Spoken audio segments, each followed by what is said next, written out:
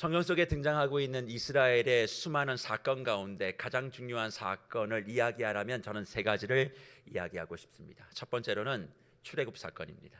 하나님의 기적과 하나님의 능력에 의하여 430년 동안 노예 생활했던 그 이스라엘 백성들이 하나님의 구원에 의하여 자유를 맛본 사건, 너무나 중요합니다. 제가 특세 가운데 홍해 이야기하지 않았습니까? 기억하십니까? 기적을 가지고 믿음의 행진을 시작한 것, 이게 이스라엘에게 너무 중요한 거예요. 기적을 가지고 이제 믿음의 행진을 하고 나니까 두 번째 무슨 일이 벌어졌습니까? 요단강 사건이지요. 믿음을 가지고 이제 기적을 행하는 사건, 바로 가나안 입성 사건이 이스라엘 백성에게 중요한 두 번째 사건이라고 할 수 있겠습니다. 구원해 주신 하나님의 약속을 가지고 가나안을 회복한 것이지요. 그리고 그 땅에 들어가 살아갈 수 있는 기회를 하나님께서 허락해 주셨습니다. 그리고 이스라엘 백성에게 중요한 세 번째 사건은 바벨론 포로 시간입니다. 축복과 하나님의 기적과 언약과 은혜 가운데 자유의 삶을 부여받습니다. 그리고 기회의 땅을 허락받습니다. 하지만 그 자유와 기회를 하나님 안에서 잘 활용하지 못하고 말씀에 불순종함으로 말미암아 애굽의 포로 생활, 노예 생활 430년보다 짧은 기간 70년을 지냈지만 삶의 피폐함은 애굽의 노예 생활과 비교할 수 없을 것만큼의 고통과 고단한 삶을 살았어요. 그러니 구약에 등장하고 있는 이스라엘 백성에게 있어서는 가장 중요한 세 가지 분기점, 첫 번째 출애굽, 두 번째 가나안, 세 번째 바벨론 포로의 시간을 살펴가다 보면 이런 생각이 들지 않습니까? 아무것도 한 것이 없어도 기적과 하나님의 은혜 가운데 하나님의 백성 되어 믿음의 행진을 합니다. 그리고 그 믿음의 행진마다 하나님은 말할 수 없는 하늘의 기적을 쏟아 부어 주셨어요. 그런데 그 기적을 받았던 이스라엘 백성들의 삶의 모습이 무엇입니까? 불순종으로 인한 실패와 실망의 연속입니다. 하는 것마다 되지 않습니다. 분명히 하나님의 기회와 능력을 받았다라고 얘기하지만 세상 가운데 뭐 하나 내세우지 못하는 그 모습. 사랑하는 무별 여러분, 제가 조금 전에 말씀드렸던 이 모습이 누구의 모습 같아 보이지 않습니까? 저는 저의 모습 같아 보여요. 하나님의 은혜로 하나님 백성 됐습니다. 그리고 그 길을 걸어가는 동안 말로 다 할 수 없는 하나님의 기적이 내 믿음 가운데 쏟아 부어졌습니다. 그러나 나의 걸음은 늘 불순종입니다. 하나님이 원하시는 길과 반대되는 길만 어떻게 그렇게 잘하는지 선택하고 가게 됩니다. 하나님이 나를 사랑하시고 나를 축복하신다는 그 일들 때문에 힘을 내어 살아가 보지만 여전히 그 승리를 약속하신 하나님을 붙들고 붙잡지만 매일매일의 삶에 실패가 연속되는 거예요. 실망이 연속되는 거예요. 나에게 실망하고 내 가까운 사람에게 실망하고 내가 걸어가야 될 그 모든 일들이 뜻한 바도 되지 않으니까 늘 패배자의 모습. 믿음은 갖고 있어서 내가 하나님 앞에 뭔가 믿음이 불충분한가 보다 그렇게 생각하곤 합니다만 우리의 내면 깊은 곳에는 어떤 마음이 있을까요? 반복되는 실패와 실수와 실망 속에 무언의 하나님에 대한 불편함, 하나님의 자녀를 사랑한다고 하면서 이걸 그냥 그대로 내버려 두는 것에 대한 반항심, 세상에 하나님을 알지 못하는 사람들보다 내 인생이 더 복된 인생이라 말을 하게끔 해줘야 함에도 불구하고 그런 사람들보다 더 어떤 한 면에서도 더 낫지 못하는 나의 모습의 불편함을 숨길 수 없습니다. 아니, 하나님 승리를 주신다고 말씀하지 않으셨습니까? 당신의 자녀가 세상에서 패배하는 게 그렇게 속이 시원하십니까? 왜 그런데 그게 아니라고 하시면서 이런 일을 반복하는 것이고 하나님의 이름을 가지고 있는 많은 신앙인들이, 주의 자녀들이 세상에서 힘을 잃어버리고 패배하며 살아가도록 내버려 두십니까? 힘을 주셔야지요. 능력을 부으셔야지요. 다른 사람은 다 안 돼도 나만큼은 되게 만들어 주셔야지요. 그래야 나도 믿을 맛도 나고 하나님의 이름도 나를 통하여 좀 높여지는 것 아닙니까? 이렇게 아우성치는 모습, 어쩌면 430년 동안 애굽의 노예 생활했던 이스라엘이 하나님께 아우성쳤던 모습이고 70년 동안 바벨론에서 고통받을 때 하나님이 이러시면 안 됩니다. 그렇게 소리쳤던 이스라엘 백성들이 가졌던 그 마음이라고 생각합니다. 여러분 어떠하십니까? 반복되는 나의 실패, 반복되는 나를 향한 실망, 그럴 때 이런 마음 들지 않으시던가요? 한 번은 이겨보고 싶다. 한 번은 멋지게 살아보고 싶다. 그러려면 나에게 뭐가 필요하다? 힘이 필요하다. 그런데 이 힘은 하나님이 주시는 힘이면 안 된다. 하나님이 주시는 힘으로 내가 이렇게 실패하고 살아왔는데 그 하나님의 힘을 내가 바라는 것이 아니라 나에겐 애굽의 힘이 필요하다. 내겐 바벨론의 힘이 필요하다. 그 힘이 있으면 지금의 모든 문제를 다 벗어날 수 있고 내가 나의 삶의 반전의 역사를 쓸 수 있으니까. 예배당 달려나와 특세에 달려나와 주님 앞에 기도할 때마다 저와 여러분이 구하는 것이 뭡니까? 하나님, 내게 애굽의 힘을 좀 주시옵소서. 하나님, 내게 바벨론의 힘을 좀 주시옵소서. 그렇게 고백하며 10가지 기도 가운데 최소한 9가지는 그 힘을 달라고, 세상의 힘을 달라고, 권력을 달라고 그렇게 기도하며 기도의 자리를 지키고 있음을 부인할 수 없습니다. 지고 싶지 않은 우리의 마음, 세상에서 좀 떵떵거리고 싶은 내 마음, 하나님의 자녀답게 어깨를 펴고 살아가고 싶은 그 마음을 잘못됐다 누가 말할 수 있겠습니까? 하지만 그런 마음을 가지고 주님 앞에 오늘도 내일도 아우성치고 있는 저와 여러분, 그리고 수천 년 전 그 이스라엘 백성을 향해 하나님은 이렇게 말씀하십니다. 오늘 본문 이사야서 46장 8절과 9절 말씀이지요. 너희 패역한 자들아, 이 일을 기억하고 장부가 되라. 이 일을 마음에 두라. 너희는 옛적 일을 기억하라. 나는 하나님이라. 나 외에 다른 이가 없느니라. 나는 하나님이라. 나 같은 이가 없느니라 말씀하고 계세요. 오늘 8절 말씀에 얘기하고 있는 저 패역한 자들, 누구를 이야기합니까? 포로로 끌려온 이스라엘을 이야기하는 거예요. 하나님의 은혜와 언약을 받았음에도 불구하고 세상에서 매일 패배하고 있는 저와 여러분들을 이야기하는 것입니다. 하나님을 믿는다라고 말할 뿐 믿지 않고 하나님의 말씀은 집요하게 거부하면서 얻게 된 그 포로의 삶, 그 민낯이 바로 이거야. 너희는 패역한 자다. 그런데 그 패역한 자들을 향해서 하나님이 말씀하신 게 뭐예요? 너희는 옛적 일을 기억하라 얘기합니다. 너희는 옛적 일을 기억하래요. 그럼 옛적 일이라는 게 뭐예요? 하나님이 수많은 선지자를 보내서 하나님의 말씀에 순종해라. 그렇지 않으면 심판받는다. 결국 그 심판에 의하여 북이스라엘이 아수르에 멸망당하지 않습니까? 남유다, 우리는 선택받은 백성이니까 북이스라엘은 그렇게 무너졌다 할지라도 선민인 우리는 절대 망하지 않는다. 그런데 그 남유다가 어떻게 바벨론에 의하여 망하게 됩니다. 아수르와 바벨론에 의하여 북이스라엘과 남유다가 다 망하게 되자 그들이 뭐라고 얘기합니까? 너희가 믿고 있는 하나님보다 아수르의 신이, 바벨론의 신이 더 위대하지 않냐? 그런 이야기를 합니다. 그런 이사야 46장의 배경이 되고 있는 내용이 이것이거든요. 그렇게 남유다를 멸망했던 바벨론이 누구에 의해서 멸망하느냐? 페르시아에 의해서 멸망해요.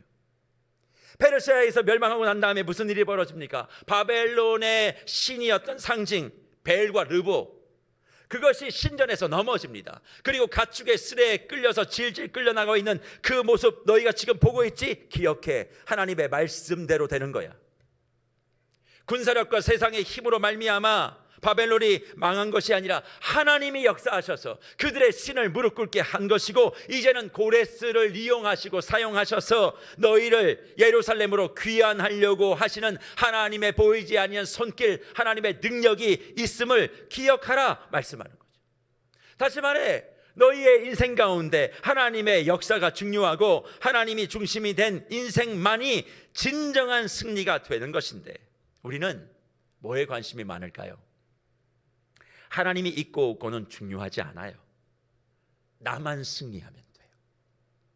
하나님이 있어도 내가 패배하면 싫고, 하나님이 없어도 내가 승리하면 그게 축복이라고 생각하는 거죠. 그래서 한번 생각해 보세요. 우리의 삶 가운데 우리의 삶을 이야기하다 보면 하나님이 제외된 나의 기쁨을 이야기할 때가 얼마나 많아요. 하나님이 제외된 나의 승리, 나의 건강을 얼마나 중요하게 여기는지 우리 스스로가 잘 알고 있을 겁니다. 여기 계시는 우리 산부 예배에 참여하시는 많은 분들 건강 중요하시죠? 건강 위해서 기도 많이 하시죠? 왜 아닌 척 하십니까? 제일 많이 기도하시면서 건강 위해서 기도하시잖아요. 건강하게 해달라고. 그런데 왜 건강하시려 하시는 거예요? 왜 건강하게 해달라고 기도하시는 거예요? 왜 건강해야만 한다라고 하나님 앞에 소망하는 것인가요? 건강의 목적이 무언가요? 아무리 건강하게 살아도 인간의 마지막은 뭔데요? 죽음이에요. 아무리 아프게 살아도 인간의 마지막은 죽음이에요. 건강하든 건강하지 않든 인간의 마지막은 다 똑같아요. 죽음이에요.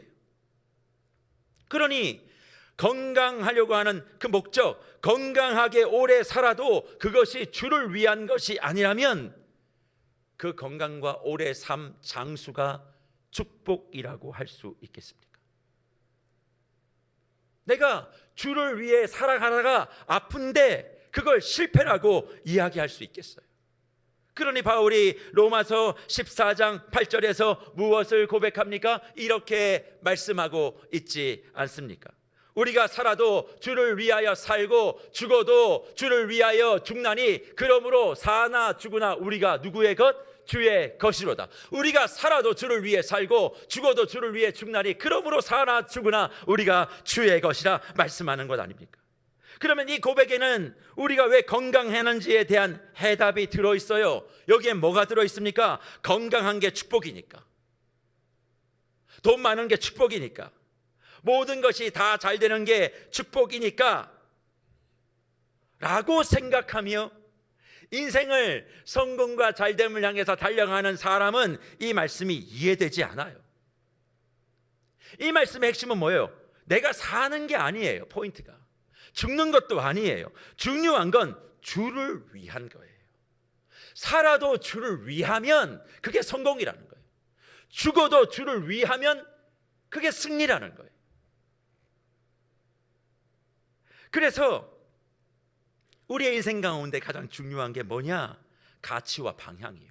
우리는 결과가 중요하지만 하나님은 가치와 방향, 그것에 따른 승리면 승리, 패배면 패배, 이것이 진정한 신앙인의 모습이고 그것을 받아들일 때 우리는 하나님을 믿는다 말할 수 있다 가르치는 것이죠. 그러니 이사야를 통해서 하나님이 말씀하십니다. 옛적 일을 돌아보라.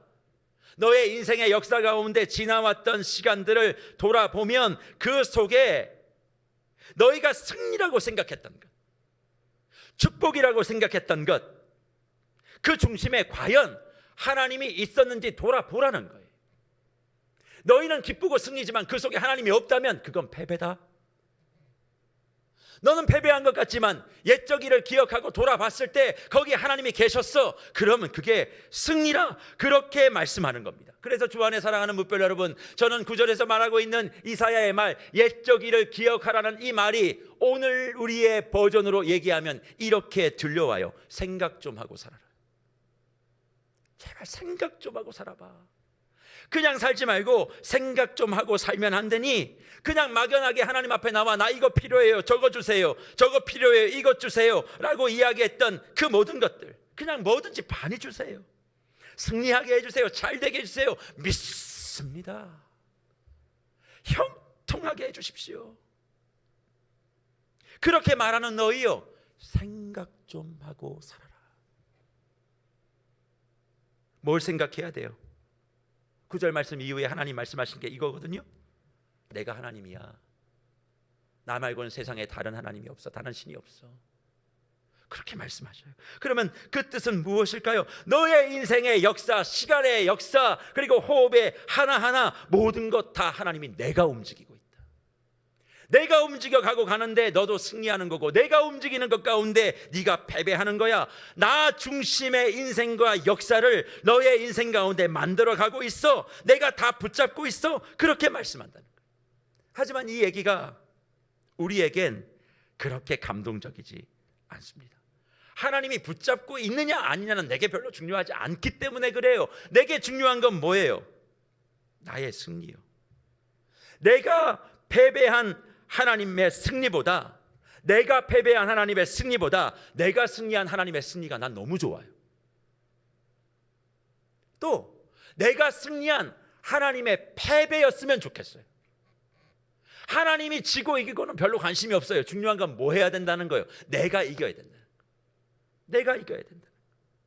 이게 훨씬 더 감동적이에요. 그러다 보니 인생의 패배와 내리막길에 대하여 우리 신앙인들은 늘 부끄러워합니다. 하나님을 믿고 있음에도 불구하고 내 사업이 안 되면 그렇게 부끄러워해요. 내 자녀가 진학을 못하면 그렇게 부끄러워합니다. 내가 믿음 생활 잘하다가 어디 아프면 그걸 그렇게 감추려고 해요. 눈치 봐요. 쭈뼛쭈뼛해요. 내 안에 좋은 일이 많을 때는 막 신이 나서 막 얘기하죠. 다락방에서 그만하라고 해도 막 이야기합니다. 오히려 순자님이 좀 그만하라 그러면 그것도 서운하다고, 상처받았다고 또 막 그렇게 이야기해요. 그런데 되는 일이 하나도 없는데 순자님이 또 말 좀 해보라 그러면 사람 속도 모르고 말한다 그러면서 또 기분 나쁘다고 또 뛰쳐나가요. 이게 우리의 모습이에요. 그러면서 사람과 담을 쌓지요. 다락방과 담을 쌓지요. 교회 공동체와 함께 하려고 하지 않습니다. 혼자 어디 동굴에 들어가가지고 내가 이렇게 된 것은 내가 잘못한 게 아니야, 운이 없었던 거야, 운이 나빴던 거야, 나보다 저렇게 못된 사람들도 잘 되는 것 봐봐, 불의해서 그런 거야. 그런 이 세상은 싹 다 망해야 돼. 나 빼고 다 뒤집어져야 돼. 그래야 내가 틀리지 않았다는 게 증명되는 거지.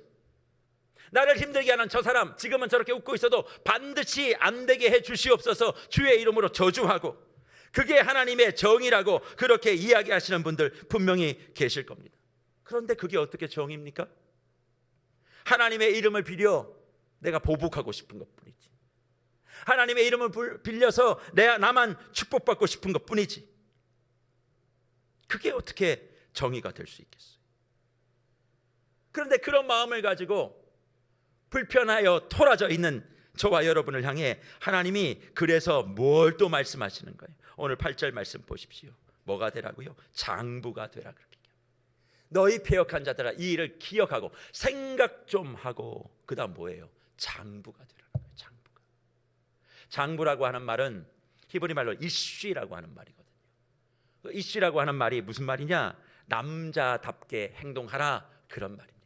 그러니까 생각 좀 하고 너희가 남자답게 좀 행동해 라고 말씀하시는 거예요. 또 이런 얘기가 들으면 여기 계시는 많은 주의 무별들이 집에서 자주 만나는 그 남자를 생각하시면 안 됩니다. 그 남자는 절대 남자답지 않습니다. 힘들고 귀찮고 복잡합니다. 그러니까 그런 차원의 남자가 아니라 남자답게 행동하라는 이 말, 장부되라는 이 말은 철 좀 들으라는 이야기. 철 좀 들어. 제대로 이제 좀 성장 좀 하자. 이제 좀 제대로 좀 커보자. 제대로 좀 살아가보자. 하나님의 자녀답게 역사를 보고 인생을 조망하고 일희일비하지 말고 이 일 속에 하나님이 어떤 은혜와 역사를 주실지에 대한 관점을 갖고 철 좀 들어. 나이만 먹지 말고 제대로 좀 볼 줄도 알고 생각 좀 하고, 그런 철부지 믿음, 철부지 기도 가지고 매일 징징거리며 이것 좀 달라 저것 좀 달라 눈물 콧물 쏟고 안 주면 또 삐지고, 또 목사가 가서 얼레고 달래고 또 여기 앉혀놓고 그런 것 좀 하지 말고 장부가 되라 말씀하시는 거예요. 그러면 장부가 된다는 이 말씀을 우리의 삶에 어떻게 적용하여 우리의 삶에 이루어내야 할까요? 그것에 대하여 이사야는 46장 10절 말씀에 이 말씀을 이해하는 사람만이 장부가 되어 하나님의 역사의 승리의 주인공으로 설 수 있다 말씀하시는데, 그 10절 말씀이 이러합니다. 보여주세요. 내가 시초부터 종말을 알리며 아직 이루지 아니한 일을 옛적부터 보이고 이르기를 나의 뜻이 설 것이니 내가 나의 모든 기뻐하는 것을 이루리라 하였노라 말씀하세요. 시초부터 종말까지 하나님이 알려주시겠다 말씀합니다. 시초부터 종말, 쉽게 얘기하면 뭐예요? 처음과 마지막. 이사야 선지자를 통하여 44장 6절에서 나는 처음이요 마지막이라 다른 신이 없다라고 말씀하신 하나님께서 44장 8절 가보면 두려워하지 말라, 겁내지 말라, 너희는 나의 증인이다. 그렇게 말씀하시고 46장에 와서는 내가 시작부터 끝까지 책임진다, 그 얘기를 하세요. 그러니 시작부터 종말까지, 처음과 마지막까지 그 안에 이루어지는 모든 일은 누가 하신다는 거예요? 하나님이 하신다는 거예요. 하나님의 일하심, 그것을 알고 살아가는 사람이 뭐한 사람? 철든 사람, 하나님의 장부로서의 삶을 살 수 있다 말씀하시는 겁니다. 그런데 장부이시기를 바라시는 목별 여러분, 시작이라는 것은 목적이 있어야 돼요. 시작이라는 것은 방향이 있어야만 합니다. 방향과 목적이 없는데 어떻게 시작될 수 있어요? 어디로 가야 될지를 알아야 되잖아요. 내가 100m 달리기를 시작하려면 100m라고 하는 그 결승점이 목표가 될 때 100m 달리기가 시작되는 거예요. 그러니 시작이라고 하는 것이 되려면 나의 인생에 뭐가 있어야 돼요? 목적이 있어야 돼요. 방향이 있어야 돼요. 그 목적과 방향이 제대로 설정되어지면 처음과 마지막, 시작과 끝이 되시는 하나님이 그 안에서 뭐가 되시는 거예요? 친히 과정이 되어 주셔서 하나님의 열심으로 저와 여러분에게 무엇을, 승리를 잡아 주신다는 겁니다. 그러니 하나님의 열심이 내 안에 적용되려면 내 안에 뭐가 있어야 돼요? 시작이 돼야 돼요. 믿음이 시작돼야 되고, 능력이 시작돼야 되고, 기적이 시작돼야 되고, 은혜가 시작돼야 되는 거예요. 근데 그 은혜와 기적과 믿음이 시작되려면 뭐가 있어야 된다고요? 목적과 방향이에요. 목적과 방향이 명확하지 않으면 하나님이 일하셔도 그게 내게 되지 않아요. 하나님이 일하실 수가 없는 환경이 되는 거죠. 그러면 사랑하는 묵별 여러분, 왜 하나님은 일하신다라고 하는데 내 삶에 하나님의 일하심이 와닿지 않는 걸까요? 우리가 시작하지 않았기 때문에 그래요. 왜 시작하지 않았을까요? 목적 없이 우리는 한다고 하기 때문에 그래요. 기도도 목적이 없어요. 사역도 목적이 없어요. 내 인생에 일하고 돈 버는 것도 목적이 없어요. 그냥 많이만 받으면 돼요. 잘 되기만 하면 돼요. 좋기만 하면 돼요. 그게 뭐예요? 나는 시작한 것 같아도 하나님은 넌 시작하지 않았어. 방향이 없는 네가 뭘 시작해? 시작하지 않은 너에게 내가 무슨 열심을 갖고 너를 살펴야 되지? 말씀하는 것 아니겠습니까? 그냥 뭐든지 잘 되고 성공만 하면 된다라고 생각하고 믿음이라고 얘기하니까 하나님의 일하심이 와닿지 않지요. 하나님의 일하심이 와닿지 않으니 우리는 뭐 하게 될까요? 불평하게 되죠. 불신하게 되죠. 이게 계속 반복되는 거예요. 그래서 이 고리를 끊으려면 우리 인생의 목적과 방향을 바로잡아야만 합니다. 저와 여러분의 삶의 목적은 그렇다면 무엇이 되어야만 할까요? 그것이 어떤 것이 되어야 하나님의 일하심이 시작되어지고 하나님의 일하심이 과정되어 우리의 삶 가운데 하나님이 원하시는 놀라운 성공과 은혜를 맛보게 되는 것일까요? 바울은 우리의 삶의 목표를 이렇게 정할 때 하나님이 일하신다 약속하시며 로마서 5장 2절을 기록합니다. 또한 그로 말미암아 우리가 믿음으로 서 있는 이 은혜에 들어감을 얻었으며 믿음으로 이 은혜에 들어가요. 그러면 그 삶의 목적이 뭐가 된다고요? 하나님의 영광을 바라고 즐거워하느니라. 우리의 삶의 목적과 방향은 하나님의 영광이어야만 합니다. 우리의 삶이 하나님의 영광으로 목적되어지면 우리의 삶이 비로소 시작되는 거예요.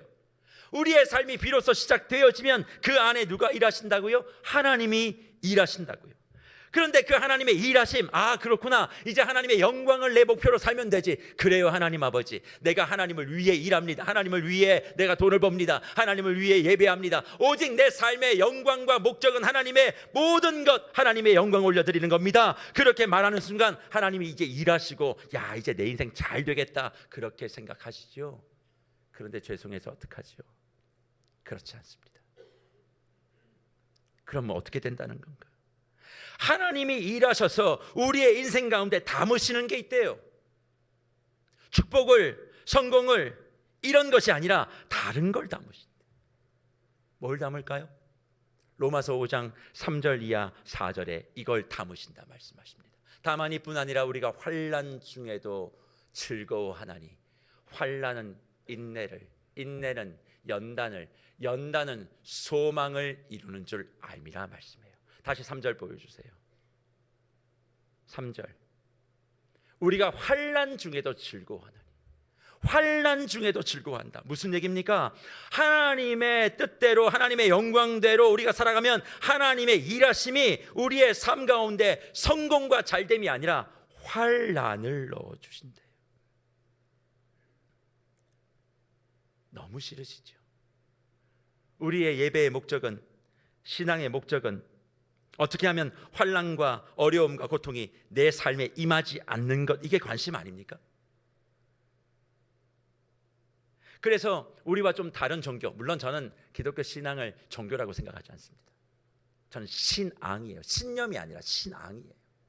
하지만 우리와 좀 달리 저 산속 어딘가에서 이렇게 종교라고 하는 것을 만들어서 하는 곳에 가보면 그쪽에서 주관하고 있는 많은 이론 가운데 무아론이라는 게 있어요. 무아론.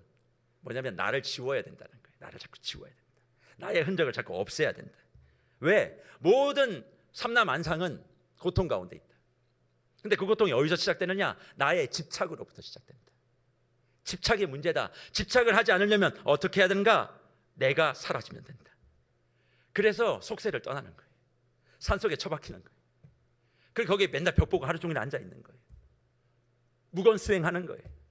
3,000배, 5,000배, 8,000배 하면서 무릎 다 나가는 거예요. 왜? 나를 지워야 되니까.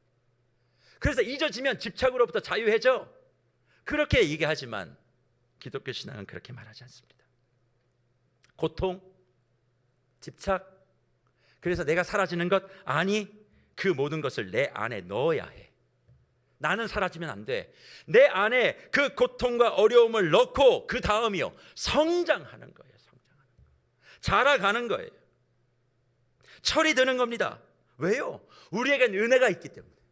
우리에겐 알파와 오메가 되시고 처음과 마지막이 되시는 하나님이 계시기 때문에 그 하나님이 하나님의 영광을 위해서 살아가려고 하는 저와 여러분에게 고난도, 힘듦도, 실패도, 아픔도, 비남도, 원망도 넣어주셔서 누구를? 나를, 저와 여러분들을 하나님의 영광으로 빚어내어 영광의 증인으로 삼고자 지금도 역사하고 있기 때문에 그렇습니다.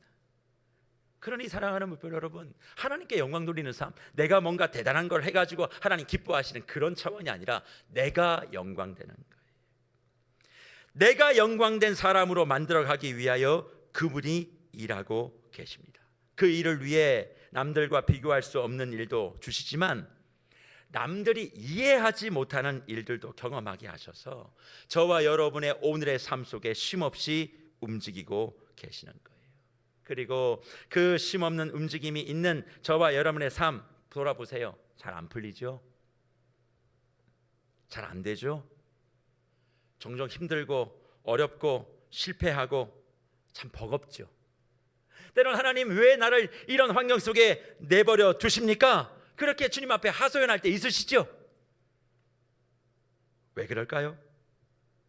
그 자리에서 난 너를 영광으로 만들고 싶으니까.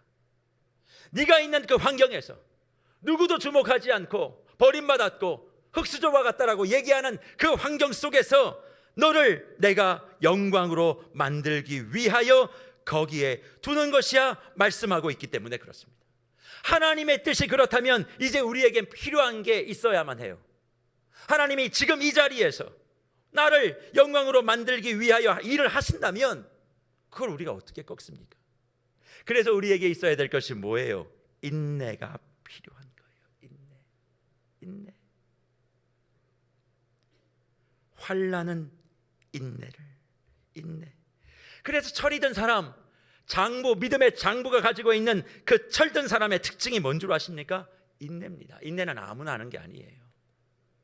인내란 말은 그냥 말 그대로 견딘다는 말이거든요. 이유 없이, 방법도 없어요. 그냥 견디는 거예요. 근데 견딜 때 힘들잖아요. 근데 그 견딤 속에 뭘 발견하는 거예요? 하나님이 일하고 계심을 발견하는 거예요. 그러니까 버틸 수 있는 거죠. 그러니 하나님의 일하심을 보는 장부적 관점을 가지고 지금의 상황에서 버티고 인내하고 하면 그 인내가 어디로 흘러간다고요?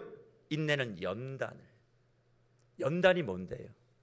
헬라어 말로 이건 도키메라는 말이에요. 시련이라는 의미가 갖고 있지만 원래 의미로서는 증인이라는 뜻이 있어요. 증거라는 뜻이 있어요. 무언 증거? 하나님이 함께 하시는 증거, 하나님이 살아계시는 증거, 하나님의 능력의 증거, 그 증거로 우리가 갈 수 있는 거죠. 목적을 정하고 하나님의 영광으로, 그리고 내 인생이 진짜 시작되고 하나님이 일하시면 거기에 환난이 있어요. 근데 그 환난을 우리가 받아들일 때 장부적 관점을 가지고 인내하고 버티면 환난은 인내는 연단, 결국 내가 증거가 되어져요. 그리고 난 다음에 어떻게 됩니까? 이제는 그 연단이 소망을 이루잖아요. 하나님께서 우리에게 주셨던 그 놀라운 은혜, 소망이 생기는 거예요. 근데 그 소망은 우리를 부끄럽게 하지 않는데 그것은 하나님의 사랑이 우리의 마음에 부어졌기 때문이다. 로마서는 밝히고 있는 거죠. 이게 무슨 말일까요? 하나님의 사랑이 분명한 목적과 의지가 우리의 삶 속에 있다는 겁니다. 쉽게 설명하면 내가 너를 못 살릴 것 같느냐? 못 믿겠니? 나 너를 책임질 거야. 나의 사랑하는 독자 외아들 예수 그리스도를 십자가에 못 박아 살린 너를 내가 붙들고 붙잡아서 나의 영광으로 만들 거야. 그 말씀을 듣게 된다는 거예요. 그런데 믿음을 이야기하면서도 우리가 지금까지 어떤 믿음이었을까요? 철없는 믿음이요. 철없는 믿음으로 몇십 년 살아오면서 늘 잘 되면 축복이고 안 되면 무너지고, 이렇게 하는 이 신앙의 패턴을 이제 좀 벗어나야 되지 않겠습니까? 이 철없는 믿음의 끝이 어딘 줄 아세요? 우상이에요.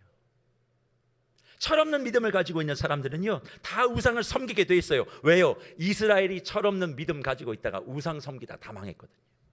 이게 무슨 말일까요? 이스라엘이 하나님을 안 믿어서 우상 섬긴 거 아닙니다. 하나님 믿었어요. 하나님 믿었지만 우상을 섬긴 겁니다. 왜? 하나님 믿으니까 늘 어려운 것만 자꾸 시키는 거예요.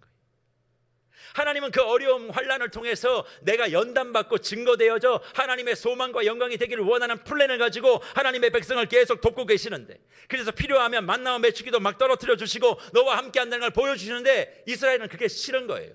아, 너무 지질이 궁상맞다. 내가 멋지게 한번 살아보고, 저 이방 백성들처럼 내가 한번 그렇게 살아보면 안 될까? 그러니 내가 원하는 걸 달라고 하니까 하나님 안 주시는 거예요. 그러니 뭘 만들어요? 우상을 만들어요. 달라고 하는 것을 다 받으면 그게 형통이라고 생각하시죠? 이스라엘이 그랬다는 거예요. 뭐든지 좋은 것 주세요. 뭐든지 잘 되게 해주세요. 그런데 하나님이 안 해주시니까 우상을 만드는 거예요. 왜 하나님 안 해주셔요? 나는 너를 통해 만들고 싶은 모습이 있어. 너를 하나님의 나의 영광의 찬송으로 만들고 싶어. 그렇게 얘기하는데 아, 싫어요. 나는 그런 거 모르겠고 나만 좋은 거 주세요. 그거 달라고 오늘 예배도 드렸잖아요. 오늘 제물도 드렸잖아요. 헌금도 했잖아요. 내가 이 좋은 날씨 속에 놀러 안 가고 여기 있잖아요. 하지만 하나님은 아니 난 너 자신을 영광의 증인으로 만들고 싶어. 그러니 지금 그 과정을 지나가야 돼. 계속 말씀하시고 나는 싫다고 말하는 것이고. 어떠세요? 여러분은 이런 하나님의 나를 향한 도전이 아멘 할렐루야 하실 수 있으시겠습니까? 그러니 철이 없었고 목적도 없었고 방향도 없었고 그냥 뭐만 있었어요? 나의 열심만 있었던 거예요. 나의 열심만 있으니 마지막은 뭐예요? 다 실망, 절망, 패배. 하나님의 열심이 없으니까 어려운 일이 있으면 못 견디는 거예요. 그러니까 그 안에 하나님을 향한 신뢰가 점점 더 사라지고, 사라지는 것만큼 내 안에 뭐가 자랄까요? 우상이 자라는 거죠. 신앙의 공동체 안에 우상을 섬기는 이들이 그래서 많을 수 있습니다. 철없는 믿음을 갖고 살고 있기 때문에. 주 안에 사랑하는 뭇별 여러분, 그래서 한번 생각해 보세요. 생각 좀 해보세요. 살아오면서 화낸다고 짜증낸다고 안 되는 일들이 되는 경우 보신 적 있으십니까? 내 일이 짜증낸다고 다 풀어지던가요? 화낸다고 누구 탓한다고 그 문제들이 풀어지던가요? 화가 나서 주먹으로 벽을 치면 벽이 깨지는 게 아니라 내 손목이 부러지는 거예요. 열받고 짜증난다고 손에 들고 있는 물컵을 집어 던지면 깨지죠. 그 순간은 시원할 수 있어요. 그러나 그 깨진 유리 조각 누가 치워야 돼요? 내가 치워야 돼요. 치우다가 손가락 다쳐요. 그러니 그런 철없는 신앙을 좀 버리시고 장부가 되십시오. 위대한 일, 멋진 일, 세상에서 떵떵거릴 수 있는 그 일을 하는 것이 위대한 일이 아닙니다. 나의 별것 아닌 작은 일상, 처해 있는 오늘 하루의 시간, 어찌할 바 모르는 고통의 시간 버텨내십시오. 맷집을 키우세요. 맷집 가지고 버티며 나가며 저와 여러분이 할 수 있는 최선을 다해보십시오. 하나님의 영광을 위해서 힘을 다하는 것입니다. 부족하면 다음에 잘하겠습니다. 다음에 또 한번 해보겠습니다. 그런 마음 가지고 다시 해보는 거예요. 왜요? 하나님의 영광이 목적 있는 사람에게는 과정에 하나님의 사랑을, 능력을, 소망이 담겨질 것을 믿고 하나님 뜻대로 살아가려고 하는 마음이 있기 때문이고, 그 마음을 가지고 있는 사람에겐 하나님 반드시 역사해 주실 것 때문에 그렇습니다. 처음과 마지막이신 하나님이 나와 함께 하셔서 네 인생 그냥 두지 않을 거야. 네 자녀 그냥 두지 않을 거야. 네 부모 그냥 두지 않을 거야. 너의 사업 그냥 두지 않을 거야. 그렇게 말씀하고 있기 때문에 그렇다는 거예요. 내가 생명 끝날 때까지 너를 붙잡고 붙들 것이야 말씀하고 있으니 지금 시간에 하나님을 배워가시면 됩니다. 우리는 하나님을 잘 아는 것 같다라고 말하지만 우리 정말 하나님 몰라요. 그 일을 통해 우리는 또 하나님을 배우는 겁니다. 그 일을 통해 우리는 또 하나님을 알아가는 거예요. 그러니 겁내지 말고 화내지 말고 뾰족한 수가 없어도 그냥 지금 시간을 지나가다 보면 하나님의 목적 뭐예요? 내가 영광되는 거예요.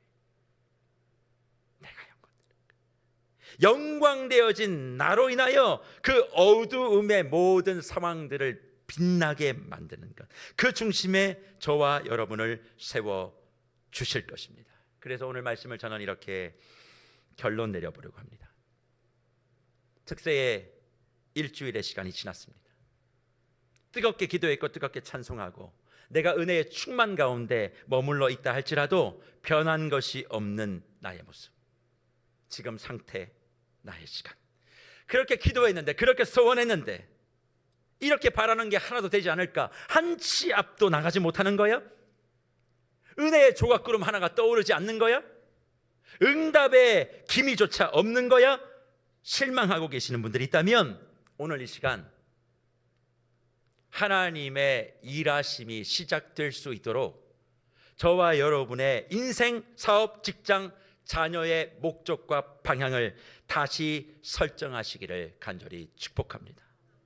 그것이 설정되어지면 그 안의 과정을 하나님이 이루어 가실 겁니다.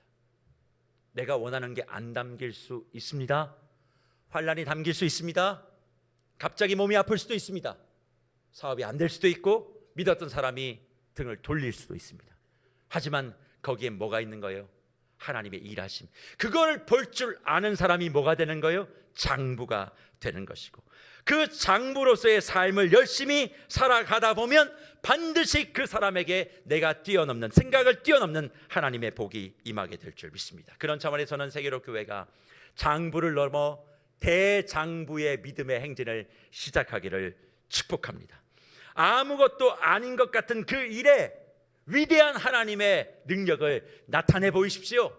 쉽게 이야기할 수 있는 그 일, 예전에는 쉽게 판단하고 불평했던 그 일, 내 작은 입술부터 위대한 장부의 고백이 나올 수 있도록 한번 해보십시오.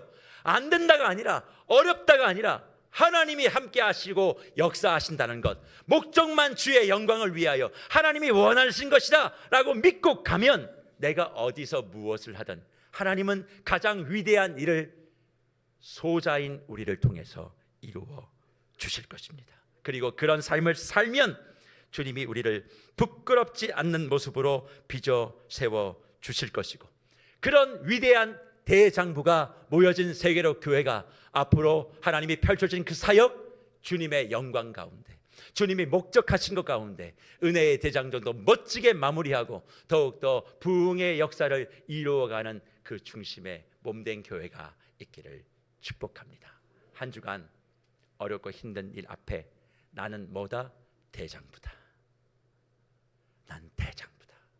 늘 그렇게 생각하시고 이번 한 주 주 안에 멋지게 승리하시다가 다음 주일날 그 대장부의 승리의 전리품을 다 안고 오늘 예배에 다시 나오셔서 그 기쁨과 감사를 주님 앞에 올려드리시는 세계로 교회 모든 무별들이 되시기를 축복합니다.